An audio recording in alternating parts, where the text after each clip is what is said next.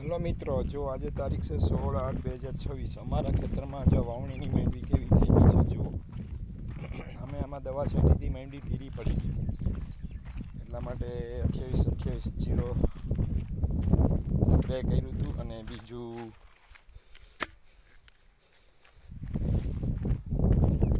આમાં શું કર્યું હતું, અમે ટ્યોબુસ નામની એક ઝીંક નાખ્યું હતું.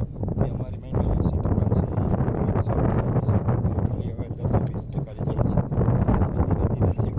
છે ત્યાં બીજે બધે કાઢી થઈ ગઈ છે. એટલે આપણે રિઝલ્ટ જોઈ લેતા. મેં આ દવા કેસરમાં